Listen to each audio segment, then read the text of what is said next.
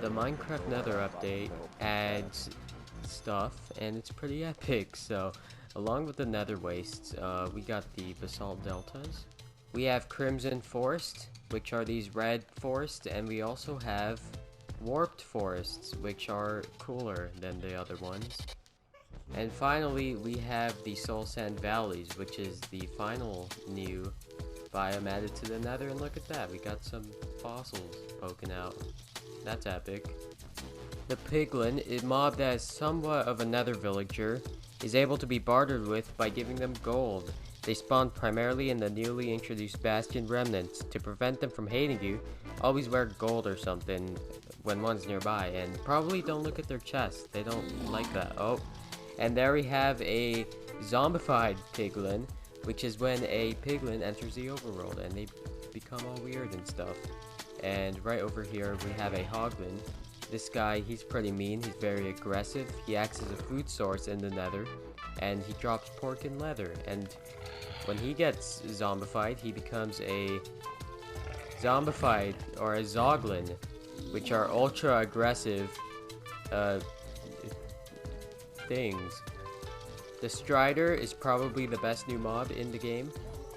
You can put a saddle on them and walk them around. If you get a warped fungus on a stick, they actually are able to walk through the lava pretty easily without getting hurt, so easy lava transportation.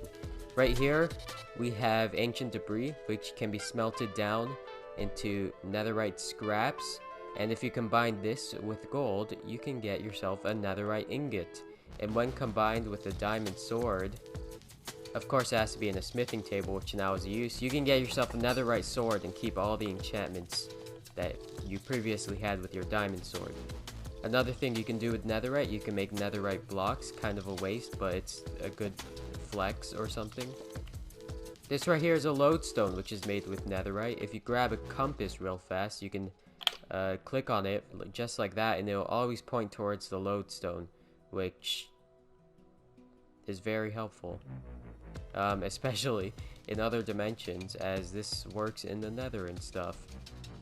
Crying Obsidian, kind of how I described myself, you can use that to craft this thing, which I forgot what it's called. Time to look at the script.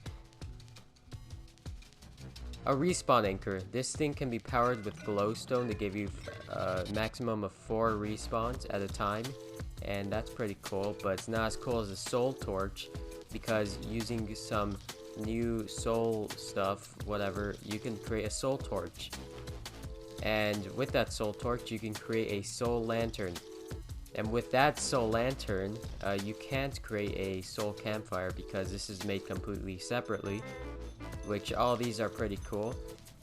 I'm still not sure why, but these guys don't like it at all. New enchantment known as soul speed has also been added. Of course, it makes you go very fast on soul sand. Very, very fast. Surprisingly fast. And also, if you light soul sand on fire, it also becomes this cool blue fire. Which, you know, that's pretty epic, I guess. Nether gold ore and gilded blackstone are 2 new forms of gold you can get, so that's cool. Right over here, we got probably one of the most interesting additions. It's a target block. Depending on how close to the center you hit the target block, it will output a different redstone signal. The closer to the center, the better the input. If I can hit the center.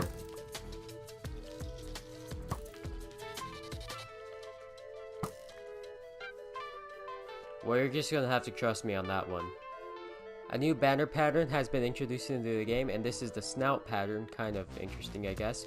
But more importantly, we have a new music disc. This one is called Pig Step. It's pretty epic.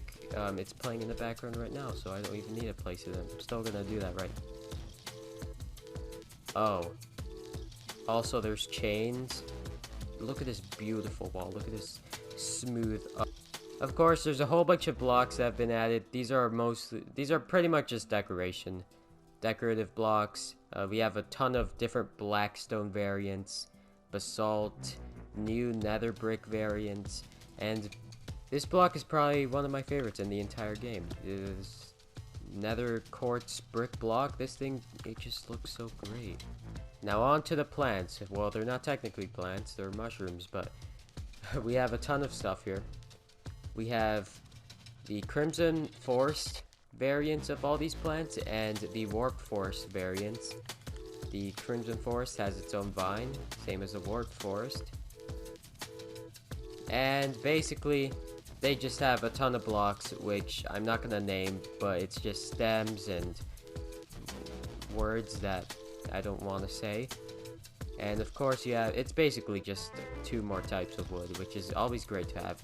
But the thing with these types of wood, with all these right here, they are actually not flammable. You cannot burn them. And this right here, the final structure I'll talk about today, or the final thing in general, this is a piglin bastion, or Bastion remnants. This is where all the piglins remain. It's a pretty interesting structure, if I'm honest. And let's see, sometimes these things spawn with magma cube spawners, so that's cool, I guess. So if I missed anything, be sure to yell at me in the comment section, because that promotes my video further. And a family member told me that I need to have an intro, so hey guys, welcome to the video.